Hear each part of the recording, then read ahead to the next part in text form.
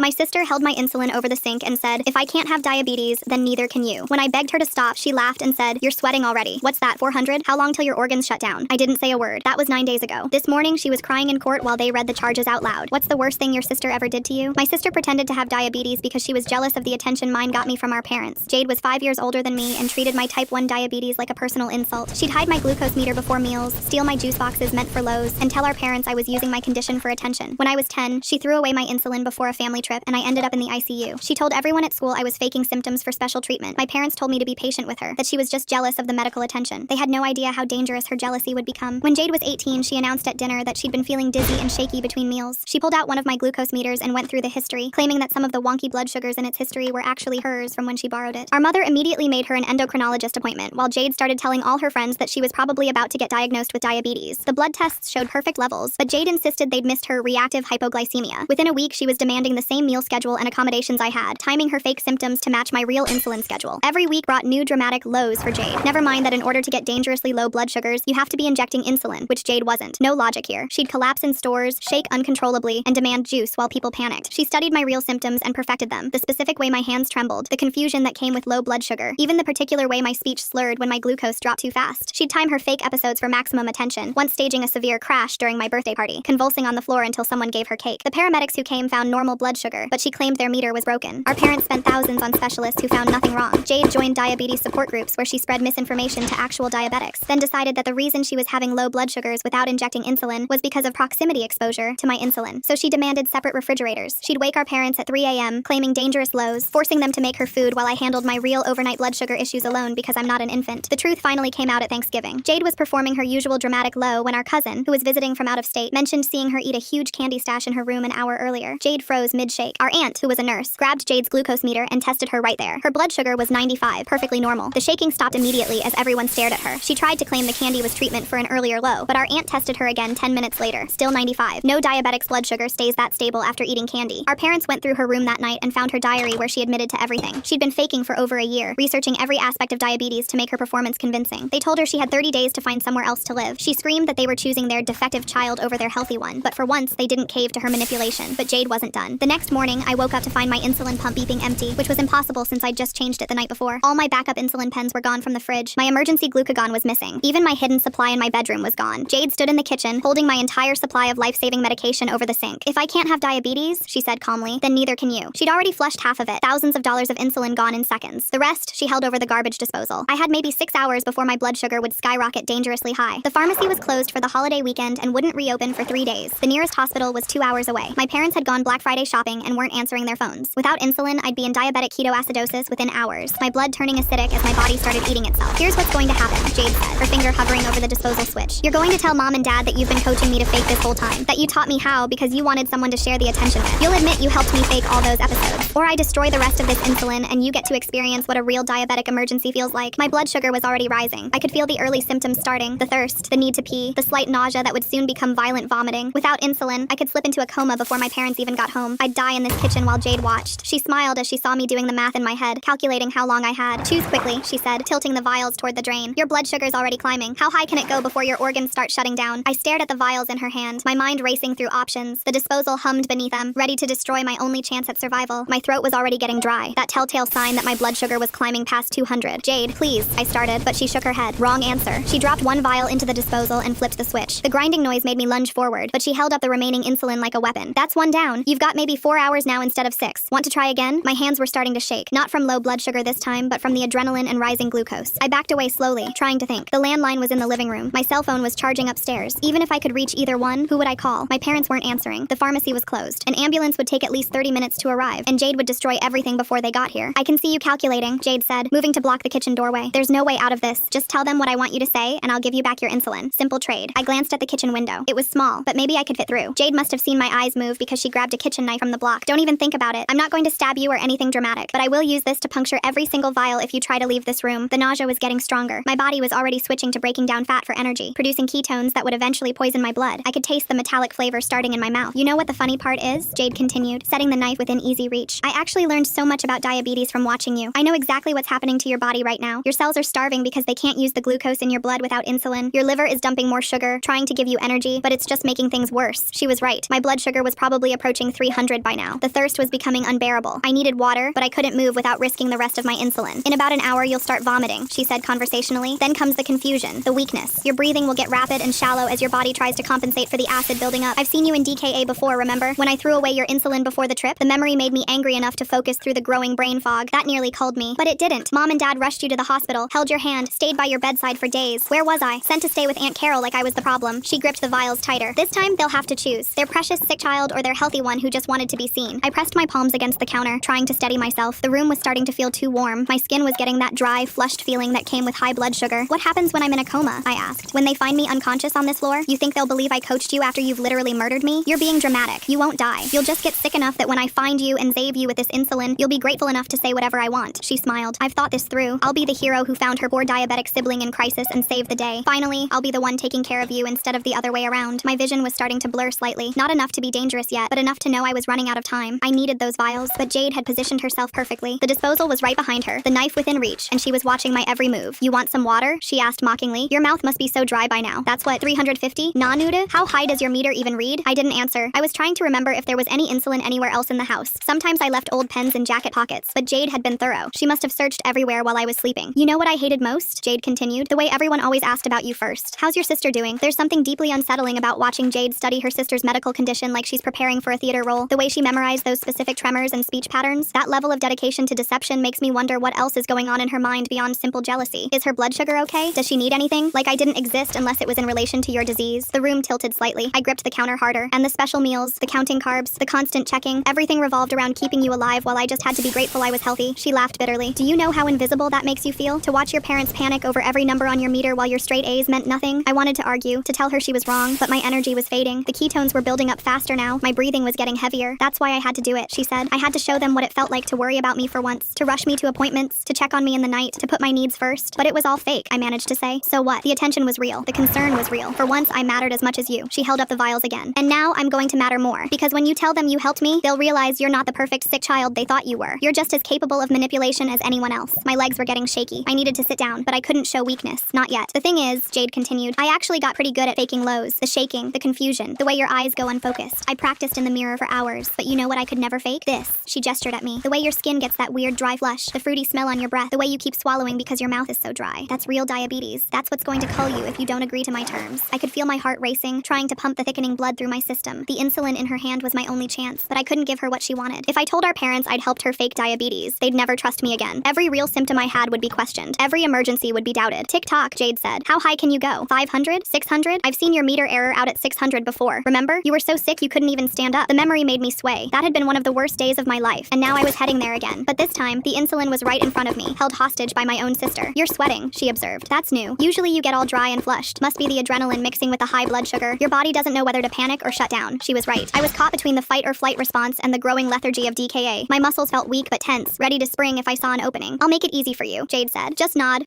yes, and I'll hand over one vial. Enough to get you through until you can properly agree to my terms. Otherwise, she moved her hand toward the disposal again. The grinding sound from earlier echoed in my memory. Thousands of dollars of life-saving medication destroyed in seconds. I thought about all the diabetics who rationed insulin because they couldn't afford it, and here was my sister destroying it out of spite. You're thinking too hard, she said. This isn't a logic puzzle. It's simple. Your life or your reputation. What matters more? Everything was starting to feel distant, like I was watching the scene from outside my body. That was a bad sign. Severe DKA could cause confusion, delirium, even hallucinations. I needed to act before I lost the ability to think clearly. One nod, Jade pressed. That's all. Just move your head down and up, and this nightmare ends. But I knew it wouldn't end. Even if I agreed. Even if I told our parents the lie she wanted. Jade would hold this over me forever. Every time she wanted something, she'd threaten to tell the truth. Or worse, she'd do this again. I'd spend my life at her mercy, never knowing when she might steal my insulin and watch me suffer. You're running out of time, she said. I can see it in your eyes. They're getting that glassy look. How long before you can't even understand what I'm saying? The kitchen felt like it was spinning slowly. I tried to focus on her face, but it kept sliding in and out of clarity. My breathing was definitely faster now, my body trying desperately to blow off the excess acid building up in my blood. This is what you put Mom and Dad through every time you have a crisis, Jade said. This fear, this helplessness. Except they can't fix it by just nodding. They have to watch you suffer and hope the insulin works in time. I wanted to explain that I never chose this, never wanted to scare them, but my tongue felt thick and clumsy. The words wouldn't come out right. Last chance, she said, raising the vials. Nod now, or I flush the rest. I calculated my options while fighting the growing fog in my brain. The kitchen clock showed 8:47 a.m. My parents wouldn't be back from Black Friday shopping until at least noon. 3 hours. My blood sugar was climbing past 400 now, judging by the symptoms. The metallic taste grew stronger with each swallow. Jade noticed my glance at the clock and smiled wider. She moved the vials closer to the disposal, letting them clink against the metal rim. The sound made my stomach clench. Each vial represented days of life, and she held them like toys. toys. My legs buckled slightly. I caught myself on the counter, but Jade saw the weakness. She leaned forward, studying my deteriorating condition with fascination. Her research had taught her well. She knew exactly what was happening inside my body. The need for water became overwhelming. My tongue stuck to the roof of my mouth. I tried to moisten my lips, but there was no saliva left. Jade noticed this too. She walked to the cabinet, pulled out a glass, and filled it with cold water from the tap. She drank slowly, maintaining eye contact the entire time. I made a decision. Lunging wasn't an option anymore. My reflexes were too slow, my muscles already weakening from dehydration. But I could still think, at least for now. I nodded once, just enough for her to see. Jade's eyes lit up with triumph. She set down the water glass and picked up one vial, examining it like a prize. Then she shook her head and laughed. The vial went back with the others. She explained that a nod wasn't enough. She wanted to hear me practice the story first. Every detail had to be perfect. How I supposedly taught her to fake symptoms. How we planned it together. How I helped her research diabetes to make her performance convincing. She wanted me to rehearse until it sounded natural. My vision swam. The kitchen tiles beneath my feet seemed to ripple. I gripped the counter harder, fingernails digging into the laminate. The effort of standing was becoming monumental. My body was eating itself, breaking down muscle and fat for energy it couldn't use. Jade pulled out her phone and started recording. She wanted video evidence of my confession, proof that I was coherent and speaking voluntarily. She positioned the phone on the counter, adjusting the angle to capture both of us. I opened my mouth to speak, but only a croak emerged. My throat was too dry. Jade sighed dramatically and slid the water glass across the counter. I grabbed it desperately, gulping down the entire contents. The relief was momentary. Within seconds, the thirst returned worse than before. She demanded I start talking. I began stammering through her fictional narrative, but my words slurred together. The brain fog was thickening. Simple sentences became complex puzzles. Jade grew frustrated with my performance. She made me start over twice, each time threatening the insulin when I stumbled. The nausea hit suddenly. I doubled over, dry heaving into the sink. Nothing came up but bile. My stomach had been empty since dinner the night before. Jade stepped back in disgust, but kept filming. She narrated my symptoms to the camera, documenting my decline like a science experiment. When the heaving stopped, I slumped against the counter. My legs shook uncontrollably. Not the practiced tremor of hypoglycemia, but the weakness of a body shutting down. I slid to the floor, back against the cabinets. The cool tiles felt good against my feverish skin. Jade crouched down to my level, keeping the insulin vials visible. She reminded me that we weren't done. The confession needed to be complete and convincing, but forming coherent thoughts was becoming impossible. Words floated away before I could grasp them. She grew impatient with my deteriorating speech. Standing up, she paced the kitchen, muttering about timing. She needed me functional enough to confess, but sick enough to be grateful. The window was narrowing. She checked her phone, calculating when our parents might return. I tried to stand, but my legs wouldn't cooperate. The room spun violently. I closed my eyes, but that made the nausea worse. My breathing had become rapid and shallow, my body trying to expel the building acid through my lungs. Each breath felt insufficient. Jade noticed my breathing pattern and nodded knowingly. She'd studied this too. 2 small respirations, she announced proudly. Deep labored breathing that meant the acid levels were becoming critical. She estimated I had maybe an hour before consciousness became questionable. The confession attempt resumed. She coached me through the words, but my responses were increasingly incoherent. Frustration flashed across her face. Her perfect plan required my cooperation, but my body was failing faster than she'd anticipated. She decided on a new approach. Grabbing a notepad from the drawer, she wrote out the confession herself. All I had to do was copy it in my own handwriting. She thrust the pen at me, but my hands shook too badly to grip it properly. The pen clattered to the floor. My vision tunneled. Dark spots danced at the edges. Jade switching from jealous sister to part-time doctor is quite the career change. Studying symptoms like she's preparing for medical school instead of just regular old blackmail. I blinked hard, trying to clear them, but they multiplied. Jade's face blurred into an indistinct shape. Her voice sounded distant, like she was speaking from another room. She slapped my face lightly, trying to restore focus. The contact felt strange, disconnected from my body. She was losing her window. If I passed out before confessing, her leverage disappeared. She'd have to give me the insulin or risk me dying, which would ruin everything. The next wave of nausea was violent. This time, my stomach found something to expel. The bile burned my throat. Jade jumped back, cursing. She grabbed paper towels, throwing them at me in disgust. The smell made the nausea worse. She announced a new plan. If I couldn't speak or write, she'd accept a video of me nodding along as she told the story. Simple yes movements to her questions. She repositioned the phone and started recording again, but even nodding was becoming difficult. My neck muscles felt weak, unable to support my head properly. It lolled to one side. Jade grabbed my chin, forcing me to look at the camera. Her touch felt hot against my clammy skin. The questions began. Did I help her fake diabetes? A weak nod. Did I teach her the symptoms? Another nod. But my movements were so small, so uncertain, that even Jade could see they wouldn't convince anyone. She needed me more coherent. She made a decision. Opening one vial, she drew up a tiny amount of insulin in a syringe. Not enough to save me, just enough to stabilize me temporarily. She'd give me small doses, keeping me functional but dependent. Control through chemistry. The needle approached my arm. I tried to pull away but lacked the strength. Then a sound made us both freeze. A car door slammed outside. Jade rushed to the window, peering through the blinds. Our elderly neighbor, Mrs. Beaufort, was getting her morning paper. Jade watched until Mrs. Beaufort went back inside. The interruption had rattled her. She hadn't considered that others might notice something wrong. The neighborhood was usually quiet, but people were home for the holiday weekend. She returned to find me slumped further down the cabinets. My breathing was more labored, each inhale a conscious effort. The insulin in her hand represented salvation, but she hesitated. Once she gave me any, she'd lose some control. Instead, she tried another tactic. She reminded me of all the times I'd gotten attention for my diabetes. Every hospital visit, every concerned teacher, every special accommodation. She listed them like crimes, building her case for why she deserved to fake the same condition. Her words faded in and out of my consciousness. I caught fragments about fairness, about being seen, about years of invisibility. But understanding required energy I didn't have. My body was conserving resources for basic survival. The doorbell rang. We both startled. Jade's eyes went wide with panic. She hadn't expected anyone. Through the kitchen window, I could see a delivery truck. The driver stood at our front door with a package. Ringing again. Jade had to answer or risk suspicion. She quickly hid the insulin insulin vials in her pocket and pointed the knife at me, a silent warning to stay quiet. Then she composed herself and walked to the front door. I heard muffled conversation. The driver needed a signature. Jade's voice sounded artificially cheerful, thanking him for working the holiday. The door closed. Her footsteps returned, quick and agitated. She found me trying to crawl toward the landline phone in the living room. I'd made it maybe 3 feet. My arms shook with the effort. She grabbed my ankle, dragging me back to the kitchen. The movement made my vision go white. Anger replaced her earlier calm. The interruption had shown her how precarious her plan was. Anyone could show up. Our parents might return early. A neighbor might notice something wrong. She needed to finish this quickly. She pulled out all the remaining vials, lining them up on the counter. One by one, she named what each meant. This one was for the birthday party she ruined. This one for the family vacation that became about my medical needs. This one for every time mom checked on me at night instead of her. The disposal hummed to life. She held the first vial over it, watching my face. But I could barely focus on her anymore. The room had taken on a dreamlike quality. Nothing felt real except the burning in my veins and the desperate need for air. She dropped the vial. The grinding sound lasted seconds. Thousands of dollars of medication destroyed. She picked up the next one, then the next. Each destruction accompanied by another grievance. Another moment she felt overlooked. Only 2 vials remained. My body convulsed, muscles cramping from dehydration and electrolyte imbalance. The pain cut through the fog momentarily. Jade watched with clinical interest. She'd never seen this symptom in her research. Real suffering looked different than performance. She knelt beside me again, holding the last 2 vials. Her offer had changed. She no longer needed a full confession, just agreement that I'd stay quiet about what she'd done, let her tell whatever story she wanted. In exchange, I'd get enough insulin to survive. I tried to process her words, but thoughts scattered like smoke. My brain was starving for glucose it couldn't access. Neural pathways misfired. Reality fractured into disconnected moments. Jade's face, the vials, the knife, the ticking clock. She grabbed my shoulders, shaking me. My head flopped uselessly. She was losing me, and she knew it. The careful timing of her plan was falling apart. She'd underestimated how quickly DKA progressed, how violent the body's breakdown could be. A new sound. My phone ringing upstairs. The ringtone I'd assigned to mom. It rang 4 times, then went to voicemail. Jade's face showed real fear now. If our parents were trying to reach us, they might come home early. She made a desperate decision. Drawing up insulin from 1 vial, she prepared a proper dose. Not the tiny amount from before, but enough to actually help. She'd give me this shot, stabilize me, then force the agreement when I was coherent. The needle went into my arm. Cold insulin entering dying tissue. It would take time to work, maybe 20 minutes before any improvement. Jade sat back to wait, keeping the last vial as insurance, but she'd miscalculated again. The doorbell rang once more. This time, the voice calling through the door was familiar. Mrs. Beaufort, asking if everything was okay. She'd seen the delivery driver leave quickly, noticed our parents' car was gone, worried about us being alone. Jade froze. Mrs. Beaufort was persistent, the kind of neighbor who baked cookies and checked on everyone. She wouldn't leave easily. Her voice carried through the door, mentioning she'd brought leftover pie from Thanksgiving. I tried to call out, but only managed a weak moan. Jade clamped her hand over my mouth, her palms sweaty with panic. Mrs. Beaufort knocked again, harder this time. She announced she was getting worried and might call our parents. That threat mobilized Jade. She couldn't have Mrs. Beaufort calling our parents, alerting them to come home. She stood, smoothing her hair, and walked to the door. Her voice shook slightly as she explained we were fine, just sleeping in. Mrs. Beaufort wasn't convinced. She asked to see me specifically, mentioning she knew about my diabetes and worried when she didn't see me outside like usual. Jade made excuses, but Mrs. Beaufort's tone grew more concerned. The conversation stretched on. I could hear the suspicion creeping into Mrs. Beaufort's voice. Jade was talking too fast, over-explaining. The insulin was starting to work, clearing my thoughts marginally. I needed to make noise, any noise. I knocked over the water glass. It shattered on the tile floor. The sound was unmistakable. Mrs. Beaufort's voice rose, demanding to know what that was. Jade claimed I'd dropped something in the kitchen, that everything was fine, but Mrs. Beaufort had raised 3 children. She knew when something was wrong. She announced she was calling 911 if Jade didn't open the door fully and let her see me. The threat was real. Mrs. Beaufort didn't bluff. Jade returned to the kitchen, frantic. Her plan was crumbling. She couldn't let Mrs. Beaufort call for help, but she also couldn't let her see me like this. She grabbed the last insulin vial, holding it like a bargaining chip. She hissed that I had one chance. Tell Mrs. Beaufort I was fine, just feeling sick from something I ate. Make her leave. If I said anything else, she'd destroy the last vial and disappear before help arrived. I'd be left to explain everything while dying. The insulin was working slowly. My thoughts were less scattered, though my body remained weak. I could hear Mrs. Beaufort threatening to use the spare key she had for emergencies. Our parents had given it to her years ago. Jade pulled me to my feet, supporting most of my weight. We stumbled to the front door together. She whispered final threats in my ear. One wrong word, and the last vial would be gone. She'd claim I'd destroyed my own insulin in a fit of anger. The door opened partially. Mrs. Beaufort's worried face appeared in the gap. Her eyes immediately found mine, taking in my pale skin, labored breathing, and obvious distress. Her expression hardened with concern. I opened my mouth. The words that came out surprised everyone, including me. I asked Mrs. Beaufort if she still had any of that special tea from her garden, the one that helped with nausea. My voice was weak but clear enough. Mrs. Beaufort's eyes narrowed. She'd known me since I was 5. She knew I hated tea, especially her bitter herbal concoctions, but she played along, saying she'd go get some right away. She'd be back in 5 minutes. Jade started to close the door, relieved, but Mrs. Beaufort's foot blocked it. She looked directly at me and asked if I'd checked my blood sugar recently. A simple question, but loaded with meaning. She knew the signs of diabetic crisis. Mrs. Beaufort coming in with the pie and the detective skills is like watching someone's grandma turn into Sherlock Holmes. She knows that fake "we're fine" voice from 3 blocks away. I nodded, lying that it was fine. But my hand moved to my pocket, where I always kept my glucose meter. The gesture was subtle but deliberate. Empty pocket, no meter. Mrs. Beaufort's face changed. She understood. She announced loudly that she'd get the tea and call my parents to let them know I wasn't feeling well. Jade protested, but Mrs. Beaufort was already walking away, moving faster than her 70 years should allow. She knew something was terribly wrong. Jade slammed the door. Rage replaced her earlier calculation. Everything was falling apart. She had minutes before Mrs. Beaufort either called 911 or our parents, maybe both. The game was over. She dragged me back to the kitchen, shoving me against the counter. The last vial came out of her pocket. She held it over the disposal one final time. If she was going down, she'd take me with her. her. Mutual destruction rather than defeat. But the insulin was working more now. My mind was clearing enough to think tactically. I reminded her that destroying the last vial meant she'd have to explain my death. No story would cover that. She'd go to prison. Real prison. Not just family consequences. She hesitated. I pressed on, words coming easier now. If she gave me the insulin, I'd tell everyone I'd accidentally destroyed my supply. A stupid mistake while half asleep. She could confirm the story, be the hero who helped me through the crisis. Our parents would forgive her previous lies in light of her help. The offer hung between us. Jade calculated rapidly. She could hear Mrs. Beaufort's voice outside, probably on her phone already. Time was running out. Either she committed to destroying me completely, or salvaged what she could. Sirens in the distance, faint but growing louder. Mrs. Beaufort hadn't waited. Help was coming. Jade's window for deciding was closing with each second. She looked at the vial, then at me, then at the door. She made her choice. The vial flew across the room, smashing against the wall. Glass shards and precious insulin splattered across the floor. The last of my salvation destroyed in a moment of spite. Jade smiled coldly. If she couldn't win, neither of us would. But I smiled back, because during our struggle, while she'd been distracted by Mrs. Beaufort, I'd done something she hadn't noticed. The syringe she'd used earlier, the one with the partial dose, had rolled under the counter. I'd grabbed it while she dragged me to the door. There was still insulin in it. Not much, maybe 2 units, but enough to keep me alive until help arrived. I'd hidden it in my waistband, waiting. Now, as sirens grew louder, I pulled it out and injected the remaining dose. Jade's face went white. She hadn't destroyed everything after all. Her final act of cruelty had failed. She ran for the back door, but it was too late. Red and blue lights were already flashing through the windows. Mrs. Beaufort had given them our address. Paramedics burst through the front door. Mrs. Beaufort right behind them with her spare key. They found me on the kitchen floor, conscious but weak, surrounded by broken glass and destroyed medical supplies. Jade stood frozen by the back door, caught between fleeing and facing consequences. The next minutes blurred together. Paramedics checking vitals, starting IV lines, administering emergency dextrose, police officers arriving, taking in the scene, Mrs. Beaufort explaining what she'd witnessed, Jade trying to spin stories that fell apart under basic questioning. My blood sugar stabilized slowly. The immediate danger passed, though I'd need hospital monitoring. As they loaded me onto a gurney, I heard Jade telling officers I'd destroyed my own insulin during an argument, but the evidence told a different story. The knife she'd threatened me with still lay on the counter. The video she'd recorded on her phone showed my deteriorating condition and her demands. The destruction in the kitchen, the glass shards with insulin residue, all painted a clear picture of what had transpired. Our parents arrived as the ambulance prepared to leave. Mom's face went from confusion to horror as officers explained what they'd found. Dad stood silent, processing how badly they'd misread the situation. They'd enabled Jade's jealousy until it nearly culled me. The hospital room smelled like disinfectant and stale coffee. I watched the IV drip steadily into my arm, each drop carrying the insulin my body desperately needed. The paramedics had stabilized me in the ambulance, but the doctors wanted to monitor me for at least 24 hours. My blood sugar readings showed the violent swings from the past few hours, evidence of how close I'd come to diabetic coma. Mom sat in the chair beside my bed, her face puffy from crying. She'd been apologizing nonstop since arriving at the hospital, but I was too exhausted to respond. Dad paced by the window, occasionally stopping to stare at the parking lot below. Neither of them had mentioned Jade's name since the police took her away. A nurse came in to check my vitals. She adjusted the insulin drip based on my latest glucose reading, then left us in silence again. The steady beeping of monitors filled the void where conversation should have been. My throat still felt raw from the vomiting, and every muscle ached from the severe dehydration. Mrs. Beaufort appeared in the doorway, holding a small potted plant. She'd changed out of her morning robe into proper clothes, but her face still showed the strain of the morning's events. Mom stood to hug her, fresh tears starting. They spoke in hushed tones near the door while I pretended to sleep. The detective arrived an hour later. He was younger than I expected, with kind eyes and a gentle manner. He pulled up a chair and asked if I felt well enough to give a statement. Mom started to protest, but I nodded. The story needed to be told while the details were fresh. I walked him through everything, from discovering my empty insulin pump to Jade's final destructive act. He took notes carefully, occasionally asking for clarification. When I mentioned the video Jade had recorded on her phone, he made a special note. That evidence would be crucial. The detective explained what would happen next. Jade was being held on charges of reckless endangerment and destruction of property. The value of the destroyed insulin alone made it a felony. Combined with the deliberate withholding of life-saving medication, she faced serious consequences. He asked if I wanted to press charges. I looked at my parents, saw their devastated faces, and nodded again. After he left, the silence returned heavier than before. Dad finally stopped pacing and sat in the other chair. He reached for my hand, squeezing it gently. His calloused fingers trembled slightly. Mom moved to sit on the bed's edge, careful not to disturb the IV line. They told me about finding Jade's diary months ago, but dismissing it as teenage dramatics, about the warning signs they'd ignored, choosing to believe her performances rather than face the ugly truth, about how they'd failed both their daughters in different ways. Their words came out jumbled, interrupted by tears and long pauses. A social worker visited next. She was older, with gray hair pulled back in a practical bun. She asked about my home situation, whether I felt safe returning there. The question seemed absurd after everything, but I understood the protocol. She left pamphlets about family counseling and support groups for families dealing with medical abuse. The endocrinologist arrived for evening rounds. Dr. Rollin had been my doctor since diagnosis, and her familiar face brought unexpected comfort. She reviewed my chart, adjusting my insulin regimen to account for the trauma my body had endured. She mentioned that stress could affect my blood sugar control for weeks, requiring closer monitoring. Night fell outside the window. The hospital cafeteria had long since closed, but Dad found vending machines somewhere. He returned with an armload of snacks, desperate to do something helpful. I managed a few crackers, my stomach still unsettled from the day's ordeal. Mom's phone rang constantly. Family members had heard something was wrong. She stepped into the hallway to field calls, her voice muffled through the door. I caught fragments about Jade, about charges, about not knowing what would happen next. Each conversation seemed to drain more energy from her. The night nurse was different, older and more businesslike. She checked my blood sugar every 2 hours, pricking my fingers with practiced efficiency. The numbers were stabilizing slowly, my body gradually returning to its normal patterns. She brought extra blankets without being asked, recognizing the bone-deep chill that came after severe DKA. I dozed fitfully between blood sugar checks. Every Every time I closed my eyes, I saw Jade holding those vials over the disposal. The grinding sound echoed in my dreams. I'd wake gasping, convinced my insulin pump was beeping empty again. Mom would squeeze my hand, reminding me where I was. Morning brought new doctors, new discussions about discharge planning. The psychiatrist was required after what they classified as a traumatic event. She asked careful questions about my mental state, screening for post-traumatic stress. I answered honestly about the nightmares, the anxiety about my insulin supply, the fear that hadn't quite faded. Physical therapy came next. The severe dehydration had left me weaker than expected. The therapist helped me walk the hospital corridors, building strength back gradually. My legs shook with each step, muscles protesting after their ordeal. She assured me this was normal, that recovery would take time. The pharmacy delivered my new insulin supply directly to the room. The pharmacist went through each vial with me, verifying the prescription and expiration dates. Mom watched anxiously as I checked each one, her hand hovering near the bag like she could protect it through proximity. Dad asked about getting a lockbox for home storage. Really makes me wonder what Jade's telling herself right now in that holding cell while her family picks up the pieces of her mess. The way she just ran when the sirens came says everything about how much planning really went into this whole scheme. Discharge planning began after lunch. The case manager discussed follow-up appointments,